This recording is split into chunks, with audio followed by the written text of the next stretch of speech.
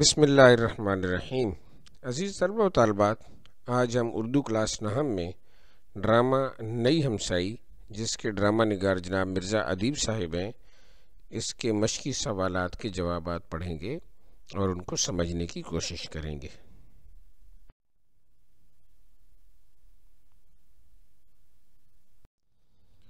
جی، پہلا سوال ہے، نئی ہمسائی کے بارے میں رشیدہ نے زینت کو کیا بتایا؟ تو اس کا جواب ہے کہ رشیدہ نے زینت کو بتایا کہ ان کی نئی ہمسائی لوگوں سے میل ملاپ سے ڈرتی ہے، یعنی ملنے جلنے سے ڈرتی ہے۔ بچپن میں اسے کسی سے بڑی گہری محبت تھی۔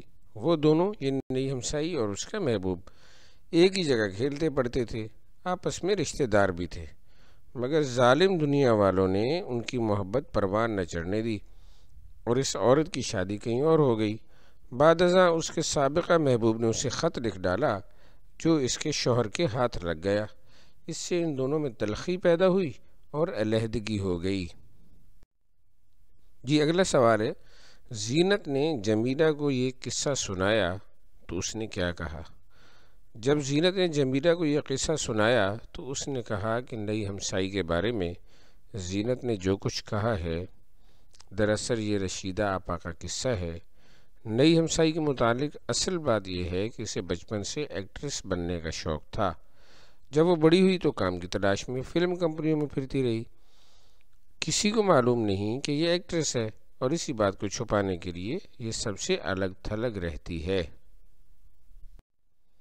اگلا سوال ہے کہ اس ڈرامے میں کس سماجی برائی کی طرف اشارہ کیا گیا ہے؟ سماجی مطلب سوسائٹی میں۔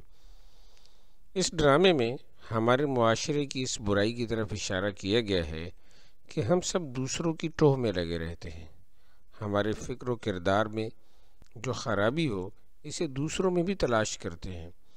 ہر بات کو بغیر تصدیق کے آگے بیان کر دیتے ہیں۔ نیز یہ کہ غیبت اور بہتان جیسی برائیوں کو معمولی سمجھتے ہیں۔ غیبت مطلب پیٹھ پیچھے برائی کرنا، باتیں کرنا، اور بہتان مطلب کسی پر الزام لگا دینا، تو جس سے معاشرے میں بگاڑ اور فساد پیدا ہوتا ہے۔ اگلا سوال ہے کہ کیا نئی ہمسائی کے بارے میں عورتوں کی باتیں درست تھیں؟ تو جواب ہے کہ جی نہیں، نئی ہمسائی کے بارے میں سب عورتوں کی باتیں درست نہیں تھیں۔ سب عورتیں اپنے ذاتی تجربات اور ذہنیت کے مطابق قیافے لگا رہی تھیں، یعنی اندازے لگا رہی تھیں، جبکہ نئی ہمسائی کا ان کے بتائے ہوئے حالات و واقعات سے کوئی تعلق نہ تھا۔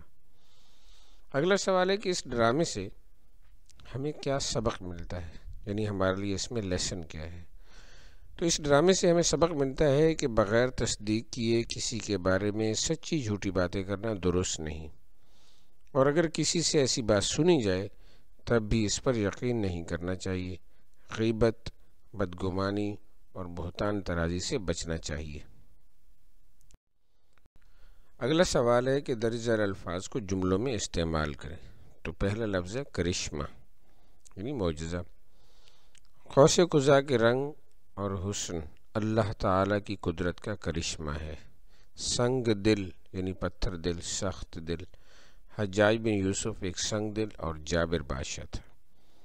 تلخی، معمولی سی بات پر دو دوستوں میں پہلے تلخی ہوئی اور پھر ناراضگی ہو گئی۔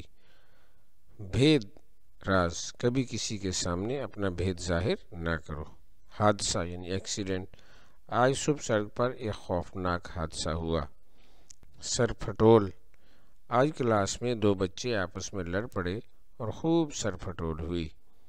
افتاد، ایسی کیا افتاد پڑی کہ تم آدھی رات کو سفر پر نکل پڑے۔ افتاد میں مصیبت۔ منڈلانا، اگرچہ تم پہلے سے ٹھیک ہو مگر بیماری کا خطرہ ابھی بھی سر پر منڈلا رہا ہے۔ بے چینی، مریض بے چینی اور اضطراب میں کروٹیں بدل رہا ہے۔ خوشگوار، آج موسم بہت خوشگوار ہے۔